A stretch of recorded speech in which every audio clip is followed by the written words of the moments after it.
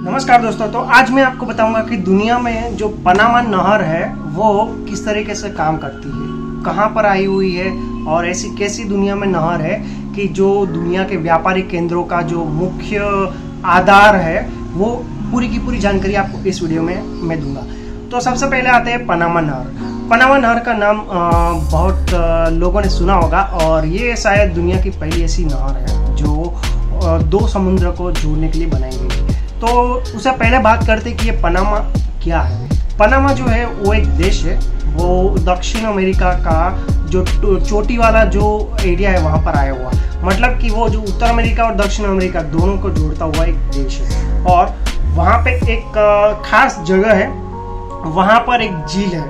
झील के एरिया में करीब 80 किलोमीटर का जो क्षेत्र है वो पानी की झील है और वो प्रशांत महासागर और अटलांटिक महासागर दोनों को जोड़ने में बहुत सहायता कर सकती थी। इसलिए ये अमेरिका ने क्या सोचा कि चलो हम उसको दोनों को जोड़ देते हैं ताकि पूरा का पूरा जो व्यापार है अमेरिका का, जो पूर्वी तटी से लेकर पश्चिम तट तक जो समुद्री व्यापार जो होता था, जो पहले 15 दिन लगते थे, जब ये सुएज कैनाल बन गए, पनामा कैनाल बन गया, तब वो 10 घंटे में पार कर पाए। तो ऐसी थी क्या मजबूरी थी कि वो जो कैनाल थी पनामा नहर वो बनाने की ज़रूरत पड़ी। तो सबसे पहले तो ये है कि अमेरिका जो दुनिया का सुपर पावर था 19वीं सदी में, 20वीं सदी की शुरुआत में, यानी कि 1900 से लेकर 1914 तक ये प्रोजेक्ट में लगा हुआ था। तो उससे पहले उसने क्या किया, फ्रांस की कंपनी को ये प्रोजेक्ट बनाने के लिए दिया कि भाई आप इस नहर को बनाइए।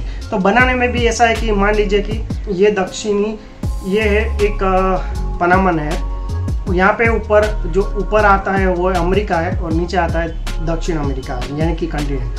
अब ये जो है प्रशांत महासागर है और ये है अटलांटिक महासागर। दोनों के बीच में जो दूरी है वो है 80 किलोमीटर की। अब 82 किलोमीटर, बस 82 किलोमीटर की। अब उसमें से यहाँ से 1 किलोमीटर और यहाँ से 1 किलोमीटर, सिर्फ दो ही ऐसी जगह है कि जो जमीन थी और बाकी के जो बीच में जो था 80 किलोमीटर की जो झील थी। तो अब उसको करना क्या था, बस यहाँ से ऐसे काटो, यहाँ से ऐसे काटो, दोनों समुद्र मिल जाएंगे, रास्ता हो गया सीधा।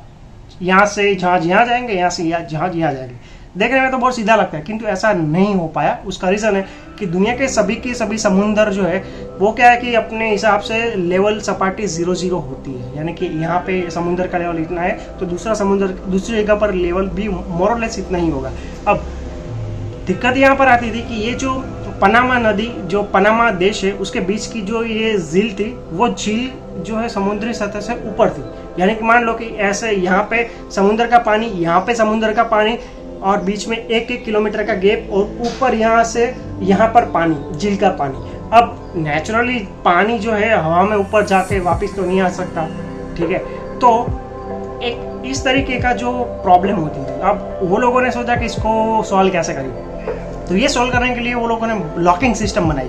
लॉकिंग सिस्टम कैसे कि मानो को इस तरीके से समुद्र का लेवल है, यहाँ पे जमीन है, यहाँ पे दो समुद्र है और यहाँ पे एक झील है, ठीक है। तो वो लोगों ने क्या किया, लॉकिंग सिस्टम बना के कि भाई यहाँ पे इतना जो 840 मीटर का एक दायरा था, वहाँ पे लॉकिंग सिस्टम बनाए, यानी कि चैम्बर्स बनाए, पानी के चैम्बर्स। ये रास्ता है इधर, तो 1 2 3 चैम्बर्स यहाँ पे बना दिए। चैम्बर्स क्यों बनाए, वो भी इस तरीके से ऐसे सीढ़ी की तरीके, यहाँ पे ऐसा, फिर यहाँ से ऊंचाई, फिर यहाँ से ऐसा, फिर यहाँ से ऊंचा। तो ऐसे चैम्बर बना के 3 चैम्बर बना दिए इस तरीके का। और उसको दूसरी तरफ यानी कि नीचे की ओर ढालने के लिए भी अटलांटिक ओशन में भी 3 चैम्बर बनाए गए। अब लॉकिंग चैम्बर की मदद से क्या होगा कि जैसे कि मान लो कि एक शिप है, वो पहले लॉक में एंटर हुआ, ठीक है। तो पहले लॉक में एंटर होगा तो उसको आगे और पीछे दोनों से बंद कर दिया जाएगा और बीच में पानी भर दिया जाएगा।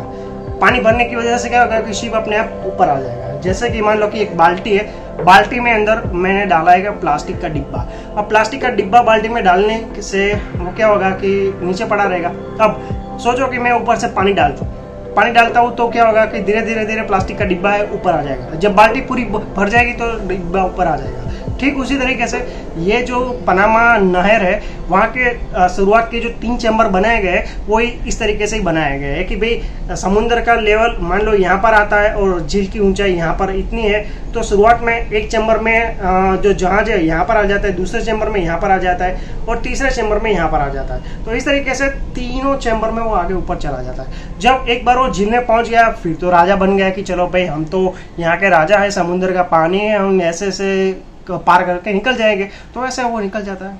फिर जब वो अटलांटिक ओशन को मिलता है तभी जाके उसको प्रॉब्लम होती है कि भाई हम तो होशियारी मार रहे थे कि अब हमारा कोई नहीं है हमें रोकने वाला, बट अब तो फिर से लॉकिंग सिस्टम है, डरने की कोई बात नहीं। फिर वहाँ पर भी ऐसा ही होता है कि जो लॉकिंग सिस्टम चैम्बर जो होता है वो यहाँ पे फर्स्ट चैम्बर में पानी भर दिया जाता है, शिप अंदर आ जाता है, फिर उसके बाद धीरे धीरे पानी घटाया जाता है, फिर दूसरे चैम्बर में शिप चला जाता है, फिर वापस तीसरे चैम्बर में चला जाता है और लास्ट में वो अटलांटिक महासागर में मिल जाता है। तो इस तरीके की जो 82 किलोमीटर की जो दूरी है वो पहले तय करता था। अब अमेरिका ने ये इसलिए बनाया 1914 में, यानी कि आज से करीब करीब 108 साल पहले, 106 से 108 साल पहले की बात है। तब इसलिए बनाया कि ये बनाने से उसका जो शिपिंग का फ्यूल कॉस्ट था और ऑपरेशनल कॉस्ट था वो कम हो गया। क्यों, मानिए कि अगर किसी को क्रू मेंबर को पैसा देना, सैलरी देनी है, तो वहाँ पे एक चक्कर लगाने के लिए जो कैलिफोर्निया था वहाँ से पूर्वी तट से लेकर पश्चिमी तट तक एक चक्कर लगाने का 15 दिन होता है। 15 दिन का उसका खाने पीने का खर्चा, ऑपरेशनल खर्चा, फ्यूल का खर्चा, मतलब कितना सारा खर्चा हो जाता है। अब जब ये कैनाल बन गए तो बनने से सिर्फ और सिर्फ 10 घंटे में उसके पूर्वी कोने से लेकर पश्चिमी कोने तक पहुंच सकते हैं। तो ये सबसे बड़ा अजूबा है।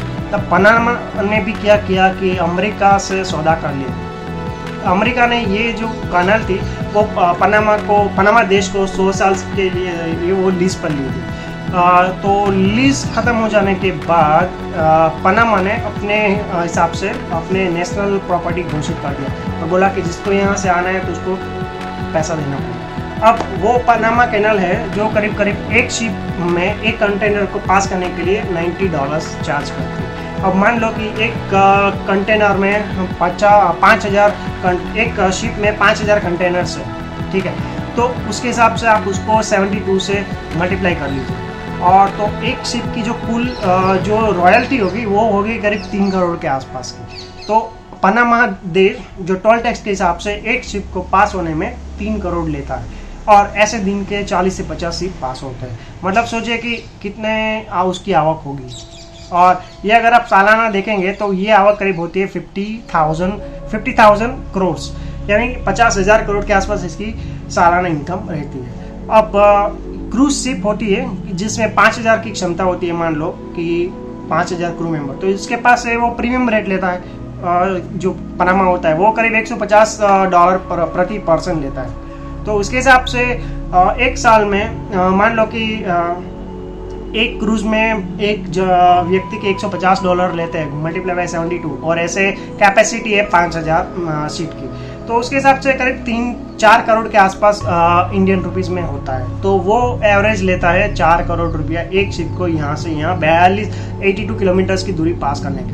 ऐसा लगता है कि यार ये तो बहुत अच्छा बिजनेस है, अच्छा धंधा है, चलो हम इसको शुरू कर दें। ऐसा नहीं होता। ये इसलिए होता है कि ये नॉर्थ और जो ईस्ट और वेस्ट अमेरिका है उसके बीच में ये एक ही ऐसा मार्ग है जो कम समय में ट्रैवल करके अमेरिका के दूसरे छोरे पर पहुंचता है। अगर उसको नेचुरली वेज पर जाना है तो उसको दक्षिण अमेरिका का लंबा ऐसा राउंड लगा के ऊपर की ओर आना पड़ता है, वो 15 दिन लगते हैं। अब चाइना वाले होते हैं वो सबसे बड़ा ऐसे लालचू होते हैं। क्यों? क्योंकि उसने सोचा कि चलो हम भी ऐसा कोई धंधा करें ताकि हमें भी पैसा मिले और अमेरिका की बगल में करें और अमेरिका से पैसा ले। तो ये करने के लिए चाइना ने क्या किया कि उसकी कंपनी ने निकारागुआ करके एक देश है, ये पनामा का कॉम्पिटिटर है, उसके पड़ोसी देश है। तो वहाँ जाके वहाँ के लोग कंपनी को, वहाँ के देश को समझा कि हमारा प्लान है, हम यहाँ से नहर बनाएंगे, आपको पैसा मिलेगा, हमको मिलेगा, आधा आधा मिल बांट के खा लेंगे अमेरिका के पैसा। निकारागुआ ने कहा ठीक है, चाइना एशियन जायंट बोलता है तो कुछ तो होगा। ऐसा करके चाइना की कंपनी वहाँ पर आई, काम शुरू किया।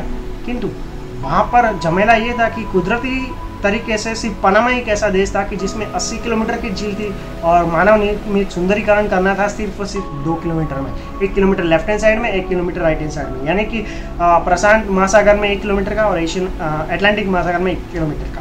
बाकी का तो नेचुरल ने उसको गिफ्ट दिया था, इसलिए हो पाया था। जबकि निकारागुआ में ऐसा है कि एक झील थी, वो भी करीब 40 किलोमीटर के आसपास स्क्वायर किलोमीटर की थी। बाकी जमीन जो है समुद्र के ऊपर थी, तो अब क्या करना पड़ेगा, जमीन को ऐसे गाड़ कर गड्ढा खोदकर बड्डी ऐसे गड्ढा खोदकर उसको करना पड़ेगा। अब वो तो एक निकारागुआ मतलब एक छोटा सा गरीब देश, उसके पास इतने सारे पैसे कहाँ से होंगे। तो चाइनीज़ कंपनी जो वहाँ पर आई थी वो डूब गई, यानी वो दिवालिया हो गई और वो वापस चली गई। तो अब पनामा का कोई भी कॉम्पिटिटर नहीं है टेक्निकली। तो इस तरीके की दुनिया में 4 ऐसी और ये जो नहर है जो बहुत प्रचलित है।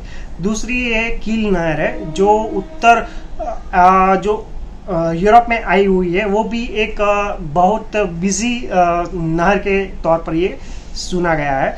तीसरी जो आती है वो है सुएज नहर। अब सुएज नहर जो है वो भी एक बहुत बड़ी काम की चीज़ है। अभी आपने देखा होगा कि कुछ महीने पहले एवरग्रीन करके जो एक शिप थी वो सुएज नगर में फंस गई थी। तो उसकी वजह से करीब 1 हफ्ते तक कोई भी शिप आगे या तो वहाँ से बाहर नहीं आ पाई थी, यानी कि भूमध्य समुद्र से लेकर अरबी समुद्र में कोई कनेक्शन नहीं हो पा रहा था। उसका रीज़न ये था कि शिप वहाँ पे फंस गई थी। तो सुएज वालों ने एवरग्रीन को करीब $1 बिलियन का चालान पकड़ा दिया कि भाई ये हमारा कॉस्ट है, ये 1 हफ्ते की हमारी कमाई है, हमें वापस दे दो। तो ये जो सुएज नहर है वो भी एक बहुत इंटरेस्टिंग थिंग है। वो ब्रिटिशरों ने उस समय में बनाई थी, इजिप्ट में बनाई थी, और वो इजिप्ट में बनाने के कारण ब्रिटेन वाले जो थे वो ब्रिटेन से लेकर इंडिया में बहुत झड़पी से पहुंचने लगे थे। उससे पहले वो कैप ऑफ गुड होप यानी कि साउथ अफ्रीका का लंबा ऐसा चक्कर बना के वहाँ इंडिया आते थे। जैसे कि यहाँ पे मान लो कि यहाँ पे यूरोप है, इंग्लैंड है और यहाँ पे भारत है, और इसको अगर आना हो तो यहाँ से नीचे जाके साउथ अमेरिका का बहुत लंबा चक्कर मार के यहाँ पे आते थे।